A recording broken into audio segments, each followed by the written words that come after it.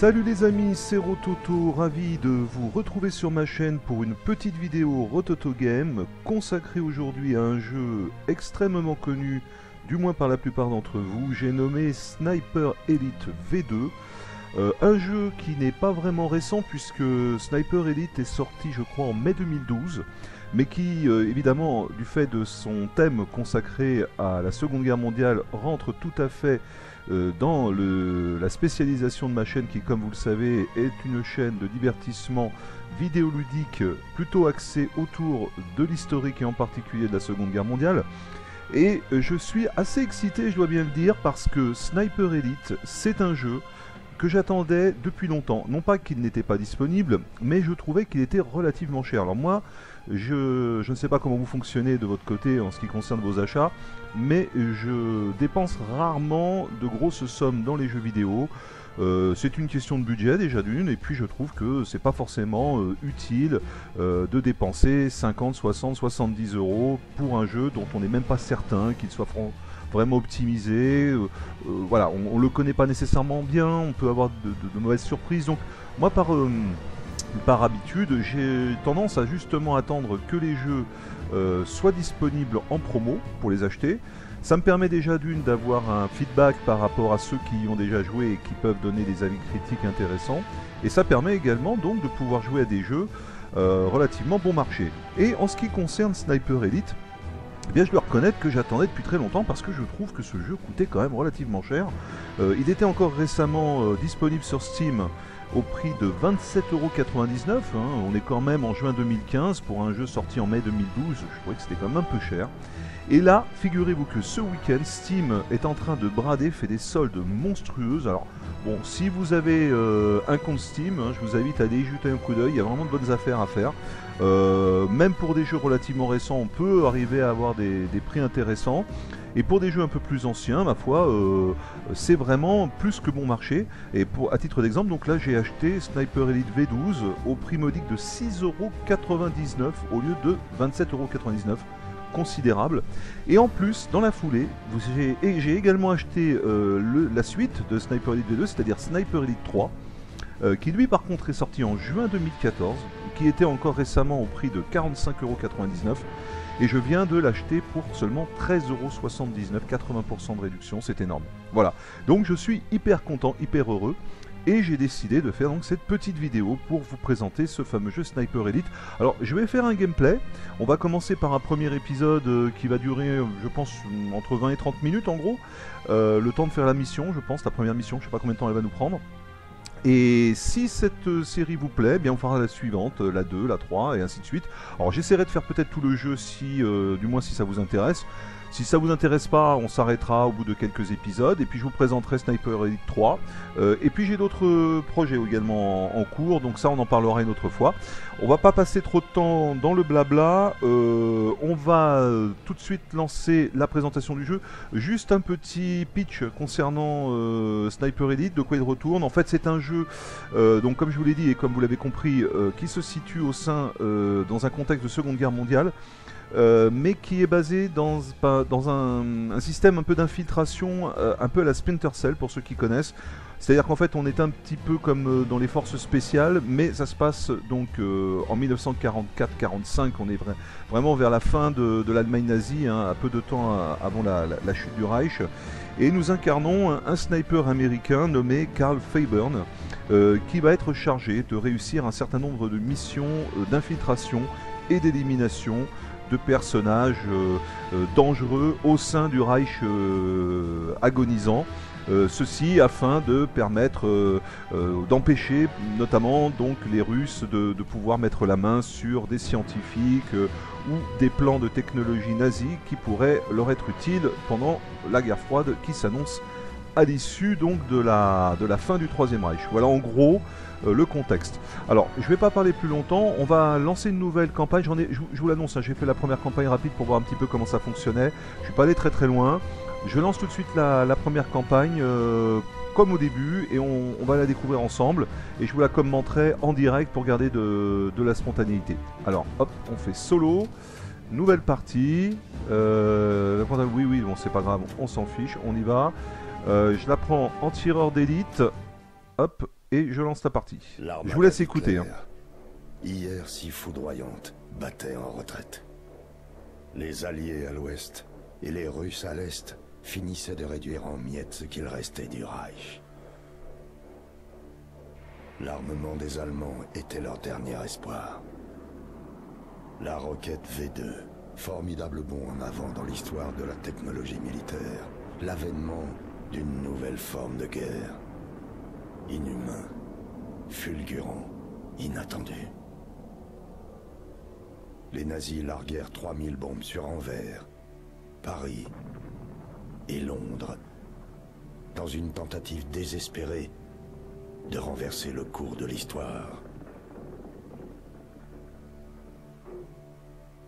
Après le débarquement, leurs pas de tir furent investis et placés hors de portée de l'Angleterre.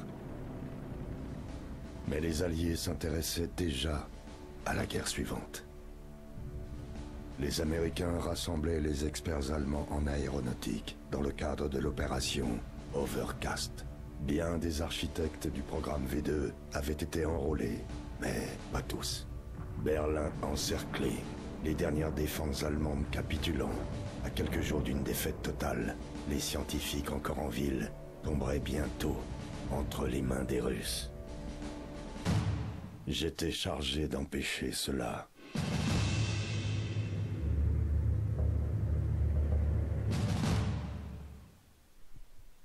Le général de division Hans von Heisenberg négociait secrètement le passage en sécurité de son équipe. 5 des meilleurs hommes du programme V2. Il allait rencontrer son contact russe à la porte de Brandebourg. C'était là ma chance de l'éliminer avant qu'il ne puisse conclure l'accord. J'étais préparé, concentré, sûr de moi. Je ne me doutais pas que cette mission deviendrait la plus difficile de toute ma carrière. Ok, voilà, donc on a compris un petit peu le principe. On est chargé d'éliminer un général allemand qui, comme vous l'avez entendu, cherche à négocier le passage à l'Est d'un scientifique et d'une équipe d'ingénieurs allemands spécialisés dans les V2. Donc on doit s'opposer à ce marchandage qui ne va pas aller dans l'intérêt de notre pays. Bon alors je vous le dis tout de suite, hein, la première mission, et vous le savez j'imagine, hein, c'est toujours comme ça dans la plupart des jeux vidéo, c'est une mission de didacticiel.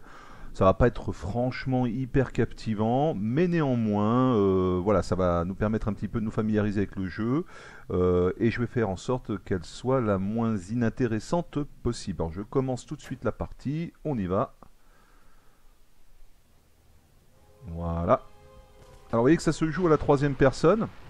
Donc là on a une indication, pour observer les alentours, on utilise des jumelles grâce à la touche B. Et on peut zoomer avec la molette de la souris haut et bas. Alors vous voyez, hop, je sors les jumelles, je zoome, et vous voyez qu'on peut zoomer très très très loin.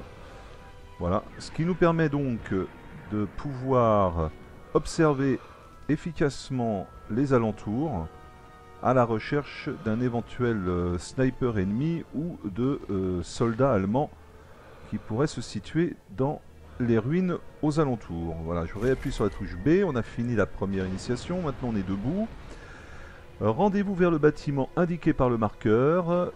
Alors moi j'ai paramétré les touches de déplacement haut, gauche, bas et droit. Je fais toujours comme ça, hein, je vous le dis tout net.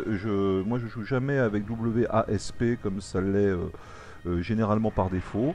Donc si vous souhaitez bien sûr modifier les commandes, hein, c'est tout simple, vous faites Echep et vous allez dans Options. Hop, ici, là vous allez dans commande et après vous avez alors bon la sensibilité de la souris, etc. etc. Et sinon c'est dans souris et clavier et là vous avez tous les paramétrages, déplacement, armes, actions, inventaire, etc. etc. etc. Voilà. Mais de toute façon on va se familiariser avec tout cela au cours de la partie que nous sommes en train de faire, hein, de la partie de didacticiel.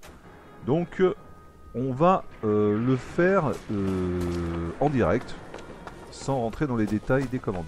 Alors là, vous voyez qu'on peut également sprinter. J'appuie sur la touche 0 en même temps et regardez ce qui se passe. Hop, on court très très vite. Voilà, barre d'espace pour escalader. Hop. Et là, nous nous dirigeons toujours en direction de ce petit point jaune qui nous indique vers où nous déplacer pour avancer dans la mission. Donc là, nous sommes à l'entrée, ou plus exactement à la sortie d'un bâtiment. On nous demande de sélectionner un objet dans notre inventaire. Donc l'inventaire, en fait, il apparaît en bas à droite. Alors vous voyez que là, j'ai l'arme qui est actuellement en main. C'est un Springfield M1903, donc un fusil de tireur d'élite. Et en dessous, vous avez différents objets, notamment une pierre. Bon, les pierres, vous verrez que ça sert en fait essentiellement, mais ça on le fera un peu plus loin, à attirer les sentinelles. Là, il nous demande de sélectionner un autre objet, c'est-à-dire une mine antipersonnelle dans notre inventaire, à l'aide de la touche Z ou X. Alors, vous voyez, hop, je déplace avec la touche Z, je trouve la mine antipersonnelle, je m'approche de l'endroit où je dois placer cette mine, et j'appuie sur la touche A pour la mettre en place. Ensuite, je vais de l'autre côté de la porte. Vous voyez qu'il y a un fil là qui se tire. C'est comme une sorte de... comment on appelle ça? Les Américains disent je crois que ça s'appelle des pièges à cons. Je ne sais plus comment on dit ça. All trap, je crois, ou quelque chose comme ça. Alors, hop, là c'est pareil. On a toujours la mine antipersonnelle en main. J'appuie sur A. Je la positionne. Voilà, c'est fait. Donc maintenant, nous devons nous diriger vers l'entrée du bâtiment qui est devant nous. Vous remarquerez qu'il y a des gardes à l'entrée. Donc là, on doit s'accroupir.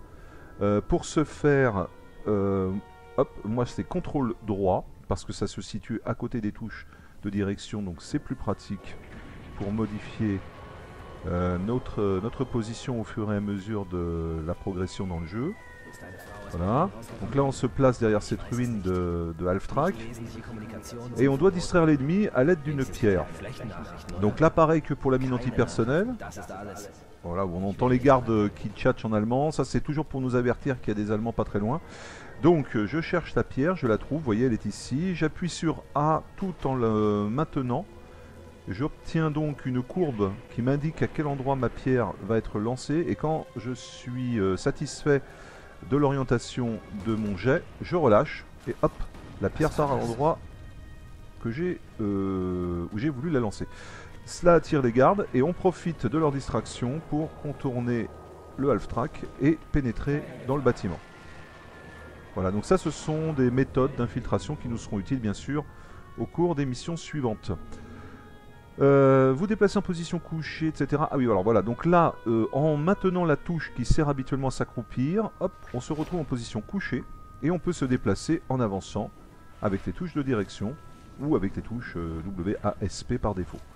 Donc là, on peut ainsi passer sous ces décombres et accéder à cette cour. Voilà. Là maintenant, nous nous retrouvons derrière une sorte de cuisine, une gazinière, je crois, avec un frigo. Je ne suis pas certain qu'il y avait déjà des frigos en 1945 en Allemagne. Là, je m'avance peut-être, il faudrait vérifier, mais il me semble bien que les premiers frigos étaient surtout des conceptions américaines et elles sont arrivées en Europe au moment du début de la société de consommation, c'est-à-dire dans l'après-guerre, au moment de la reconstruction à partir des années 50. Il me semble, je m'avance peut-être, je vérifierai, mais je crois quand même que bon, c'est peut-être un anachronisme. Quoi qu'il en soit, on nous demande de nous mettre à couvert derrière cet objet en appuyant sur la touche Q. Donc là on se met à couvert, j'appuie sur la touche gauche pour me déplacer au bord. Et vous voyez que là, on est complètement à l'abri, protégé, et en même temps, on a accès à tout ce qui se passe autour, y compris à cette sentinelle là-bas. Alors là maintenant, on va devoir l'éliminer de façon silencieuse. Pour ce faire, on va utiliser notre pistolet silencieux. On peut l'utiliser avec la souris pour faire défiler les armes en notre possession, ou bien sinon on a des raccourcis. En l'occurrence, il nous demande d'appuyer sur la touche guillemets.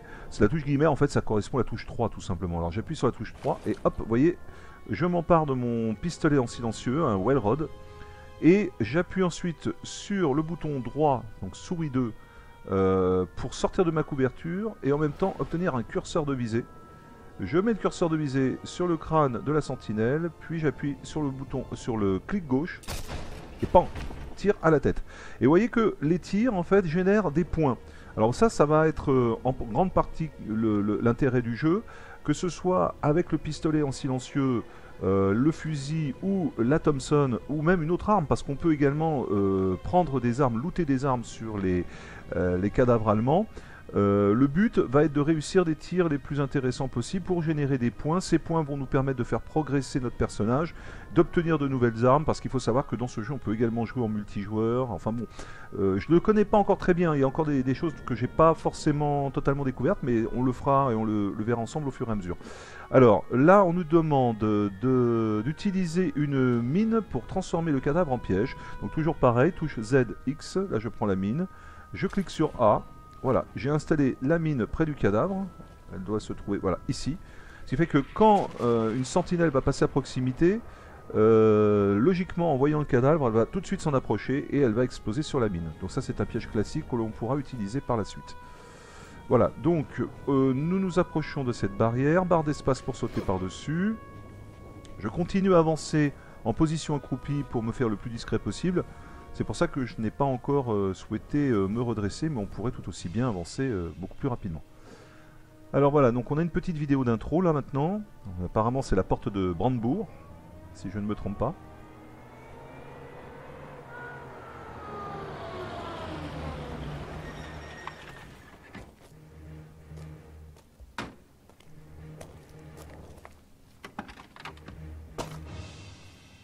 Von Heisenberg arriva à l'heure.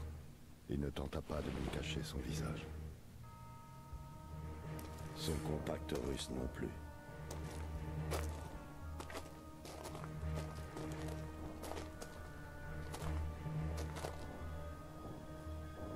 La cible était en vue. À la moindre pression sur la gâchette, le général laisserait bleu. Il ne restait plus qu'à choisir le bon moment. La place était bien abritée. Je n'avais pas à me soucier du vent. Je contrôlais ma respiration pour assurer ma visée et... Voilà, alors donc là, un système de visée tout à fait spécifique. En fait, on pourrait tout aussi bien viser et tirer, mais pour gagner de la précision, on maintient la touche E appuyée. Vous voyez que sur le côté gauche, on cesse de respirer, donc ça a tendance à nous permettre de viser beaucoup mieux. Et on voit nos poumons se vider au fur et à mesure, donc il faut se débrouiller pour tirer avant d'être complètement asphyxié. Vous voyez que là, je vais relâcher pour respirer parce que... Voilà, parce que là, j'ai laissé trop longtemps l'apnée en place, donc du coup, parce que j'étais en train de commenter, hein, mais du coup, ça a effectivement été contre-productif au niveau de notre capacité de viser. Donc on laisse nos poumons se remplir d'air frais avant de recommencer. Alors, il y a une particularité au tir dans ce jeu, qui est maintenant assez connu dans d'autres jeux également, qui est en fait le principe du time bullet. Alors qu'est-ce que c'est que le time bullet? Vous allez voir que en fait, bon bien sûr on se contente pas simplement de tirer, bien sûr l'intérêt c'est de tirer sur la cible et de l'atteindre au meilleur endroit possible, mais en plus vous avez ensuite un ralenti qui nous indique où se déplace la balle. Alors c'est pour ça que je tenais j'aurais dû le dire tout de suite dans l'introduction tout à l'heure, c'est une vidéo un peu violente, on dirait que ce serait une Epi 12 je crois. Ouais, voilà, c'est quand même assez sanglant, hein, je préfère le dire pour les âmes sensibles, voilà, ou pour les enfants un peu jeunes. Donc si vous n'aimez pas l'hémoglobine, si vous n'aimez pas des choses un petit peu hardcore, bon bah, et ne regardez pas cette vidéo, je préfère vous le dire parce que c'est un peu gore par moment. Donc là on va viser notre général allemand qui est en train de négocier, on va essayer de faire un beau shoot.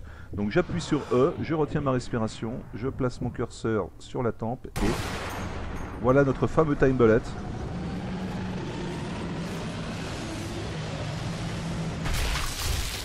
Et voilà, pen, en pleine tête. Bon, vous voyez, c'est hardcore quand même. Hein. Voilà, je préférais vous le dire d'entrée de jeu. Alors là, on va se mettre à l'abri, hop, à couvert. Vous voyez qu'on a une espèce de petit cercle autour de nous, blanc, là, qui nous indique où sont les ennemis. Et donc là, il y a pas mal de monde qui se positionne. Donc on va essayer de se débarrasser des sentinelles en faisant les meilleurs tirs possibles. Pom, en plein... Oh là là. En plein dans la joue. Je vais casser la mâchoire au pauvre gars. Voyons voir. Il y en a derrière, là-bas, derrière la barricade.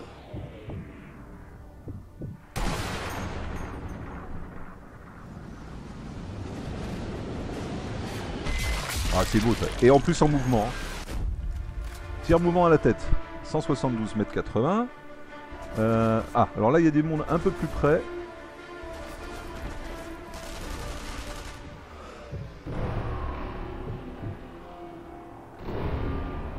Et hop, 2 tirs à la tête.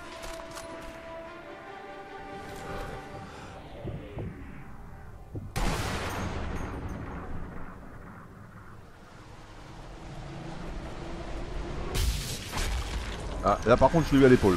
Raté. Je l'ai eu à l'épaule mais en cible mouvante. Bon apparemment j'ai eu tout le monde, semble-t-il. Alors attendez, on va mettre un petit coup de jumelle.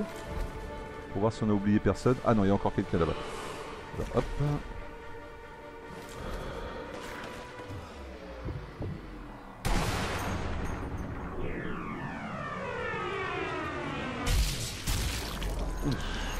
Je crois que je l'ai eu juste derrière l'oreille, il me semble. En plus, je sais pas ce qu'il essayait de faire avec un lugger à cette distance, mais bon. Bon, je crois que cette fois-ci, c'est fait. À mon avis, on a fait le ménage. Ouais, il n'y a plus personne, semble-t-il, en vie dans les parages. Bon. Ok, donc on enlève les jumelles. Hop, je sors de ma... Alors, quel est l'objectif? Alors, quand on sait plus quel objectif est en cours, je vais peut-être baisser un peu le son de la musique. Attendez, je fais juste un etchep, option. C'est un peu fort pour moi, je sais pas si c'est fort pour vous également. Audio, musique, ouais, musique, on va la baisser un peu. Voilà, ça me paraît pas mal. Ok, retour, reprendre. Ouais, voilà, ça me paraît mieux. Je sais pas si c'est plus agréable pour vous. En tout cas, moi, ça braille un peu moins. C'est pas plus mal. Donc, oui, je disais, quand on ne sait plus très bien quel est l'objectif en cours, quand on a fini, par exemple, là, en l'occurrence, on a éliminé notre général, on appuie sur tabulation. Et là, on nous met fuyer les Allemands avec, vous voyez, la direction représentée par le petit curseur jaune qui nous dit qu'on doit sortir du bâtiment à environ 44 mètres d'ici. Alors, je vais me mettre avec la Thompson plutôt. Voilà, on va prendre la Thompson de sorte que si on se fait piéger un petit peu... Ah, attendez. Ah oui, voilà. Vous voyez la sentinelle qui s'est approchée du cadavre, qui a explosé sur la mine que j'avais mise en place avant de monter dans le bâtiment. Bon, là, on va éliminer notre garde. Ah, raté.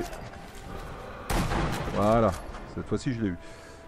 Un petit peu difficile quand même les tirs en mouvement pour moi pour l'instant. Donc, je reprends ma Thompson. Comme ça, si on tombe sur un garde par inadvertance, on pourra toujours mitrailler pour s'en sortir. Donc là je descends les escaliers. Bon, hop, on va sauter un peu par-dessus. Hop. Par d'espace. Ah oui, c'est vrai, je me souvenais plus de ça. Il y avait le char là. Oh là là. Alors attendez, hop, à couvert. Voilà. Oui, parce que, alors, là j'ai un petit peu triché parce que je connaissais ce passage. En fait, au début, vous devez vous orienter vers cette sortie-là, mais un char tigre arrive, et si vous restez dans le collimateur du char tigre, vous faites aligner à coups de mitrailleuse. Donc là, on s'est mis à l'abri, on va passer par là où nous sommes arrivés tout à l'heure à plat ventre, et on va se retrouver à l'entrée du bâtiment où nous sommes arrivés tout à l'heure. Voilà, les tirs d'obus oui, qui nous empêche de reculer, bon ça c'est pas très grave. Alors il faut se souvenir qu'on a quand même des gardes qui sont pas très loin. Donc on va essayer de pas se faire avoir. Là je vais prendre le silencieux, ça me paraît plus judicieux.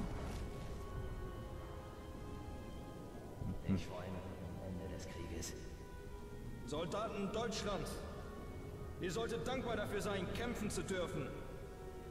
Das ist kaum noch ein Kampf. Die Alliierten aus dem Westen, die Russen aus dem Osten. Il est un petit peu loin notre bonhomme. Est-ce que je peux l'avoir d'ici? Alors le problème du silencieux c'est que c'est pas du tout précis. Hein. Je vais essayer peut-être d'utiliser une pierre. Attendez voir. Si j'utilise une pierre, voilà. Hop. Voilà, on va les faire venir ici.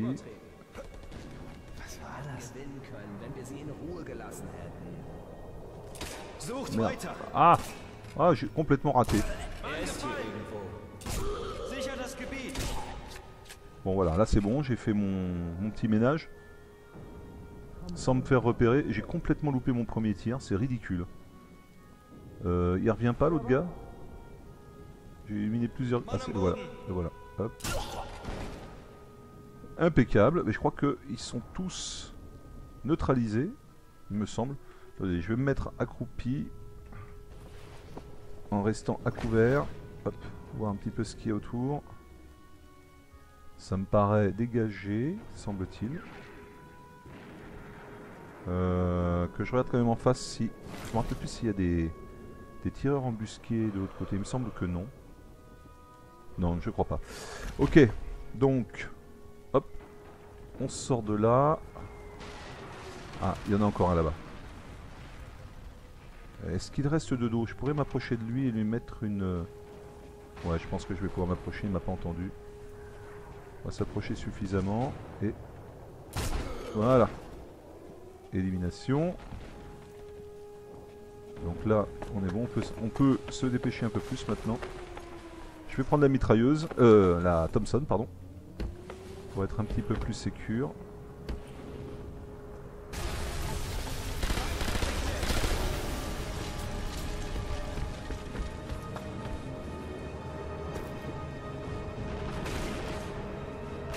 Ah oui, d'accord, voilà. Ouais, il y a du monde dans les fenêtres là-bas. Donc il va falloir que j'utilise mon sniper. Mon Springfield M1903. Là-bas. Ah, j'ai loupé. Oh là là, je suis pas bon. Oh. Ah, il bouge vite en plus. Un peu de concentration. Je vais essayer de me mettre à l'abri ici. Hop.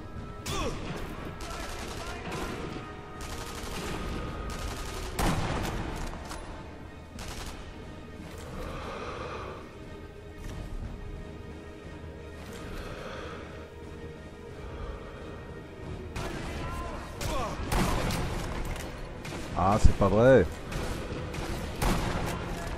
Lui, je l'ai eu. Voilà.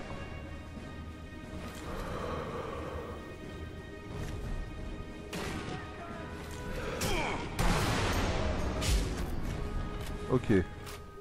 Bon, j'ai pas été très brillant, je vous prie de m'excuser. Je suis pas encore très rodé. En fait, ce qui est un petit peu perturbant, c'est que vous voyez, quand on est dans cette position-là, bon, par exemple, là, j'ai au centre de mon écran la fenêtre en bas à droite du drapeau allemand, du drapeau nazi, là. Et quand je fais clic droit, je suis plus du tout à l'endroit où je regardais. Vous voyez ce que je veux dire? Ça décale. C'est-à-dire que je me retrouve carrément en bas, beaucoup plus bas, en bas à droite. Donc en fait, il faudrait que je me mette ici, par exemple. Par rapport à la fenêtre, voilà, vous voyez, il faudrait que je me mette là pour arriver à viser sur la fenêtre. Donc c'est perturbant, parce que du coup vous êtes obligé de faire comme ça, vous voyez, et vous êtes un petit peu perdu dans la recherche de votre cible. Alors ça, bon, je pense que c'est fait exprès pour donner un petit peu plus de fil à retordre aux joueurs, mais enfin c'est un peu perturbant et c'est pas très simple. Hop, je sors de ma planquette, je reprends ma Thompson, je me dirige par ici, je crois que c'est par là. Il faut que nous nous déplacions. Alors de temps en temps, quand on se promène dans les différentes salles, on trouve des munitions, des lingots d'or, je crois qu'il y a des bouteilles de Bordeaux également à collectionner. Ah voilà, il y a du monde là-bas, d'accord. On va reprendre le Springfield. Attendez, je vais juste me mettre à l'abri. Là, ça canarde sec. Ok, alors Springfield. Oh là là, c'est pas bon. Ouais. Pas bon du tout là. Là c'est pas mal. Celui-là aussi. Très bon, pas mal. Tire à la tête, impeccable. Là, celui-ci en cible mouvante. Pas mal, tire à la tête également. Il y a du monde dans la fenêtre là-bas. Alors là je vais retenir la respiration pour essayer de faire un beau petit tir. Joli, voilà. Alors bon, vous voyez, c'est un petit peu répétitif, mais je vous assure que c'est hyper fun à jouer. C'est super sympa. Il y en a un là-bas dans la petite... dans la fenêtre de la ruine juste en face de nous. On va se le faire également. Hop, en pleine jugulaire. Et je crois que nous sommes... Je crois qu'on est bon là. Hein, je crois qu'on a tout nettoyé. Attendez, par acquis de conscience, un petit coup de jumelle. Ah non, il y en a encore un là-bas, je l'avais pas vu.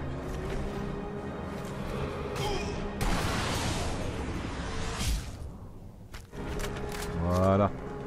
On en est débarrassé. Bon, je crois que là c'est ok.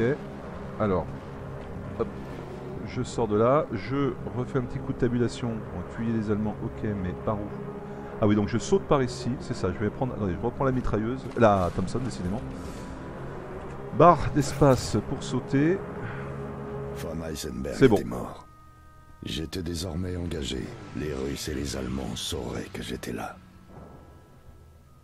Plus que 4. Je sais pas si vous avez remarqué la voix de notre héros Karl Faburn. Il semblerait, hein, j'ai l'impression, sans vouloir m'avancer trop, que c'est la voix française de l'acteur qui double Russell Crowe. On a vraiment l'impression d'entendre la voix du héros de Gladiator. J'adore, franchement j'adore. Ça avait vraiment une ambiance immersive, une voix très grave, très chaleureuse, j'aime beaucoup. Voilà, donc on arrive à 23 minutes, on a fini notre première mission d'initiation. Vous voyez ce que je vous disais, là vous avez après des items qu'on peut trouver, à savoir donc des bouteilles de Bordeaux, des lingots d'or. J'ai pas encore bien compris à quoi ça servait très précisément. Vous avez le score également, le record de tir, le tir le plus éloigné, etc. etc. Donc là il semblerait que dans cette mission il y ait une bouteille de vin qu'on n'a pas trouvée. Je vous dire que je ne l'ai pas beaucoup cherché non plus. Donc ça, il faut le savoir. Il y a un item que vous pouvez retrouver dans cette mission. Si certains d'entre vous ont déjà joué au jeu et savent où se trouve cette bouteille, bah, n'hésitez pas à me le mettre dans les commentaires. Sans vouloir spoiler les autres, hein, évidemment, non plus. Mais bon, voilà, moi ça m'intéresse parce que je ne vais pas forcément... c'est pas le genre de choses que j'aime bien faire, moi, dans les jeux vidéo. Passer 3 heures à faire toute la map, à chercher dans tous les coins pour retrouver ce genre de trucs. Donc si vous le savez, bah, n'hésitez pas à nous le dire. Et d'autre part, dans les autres missions, vous voyez, il y a des lingots d'or également à trouver. Là, il n'y en avait pas, 0 sur 0. Bon, voilà, donc je sais pas encore très bien à quoi ça sert. On va s'arrêter là pour cette première vidéo Rototo Game sur Sniper Elite V2. Je vais vous en faire peut-être une seconde pour le deuxième épisode qui lui est déjà un peu plus abouti parce que là on était plus dans une mission d'initiation. Et voilà, j'en ferai peut-être derrière une troisième, je ne sais pas.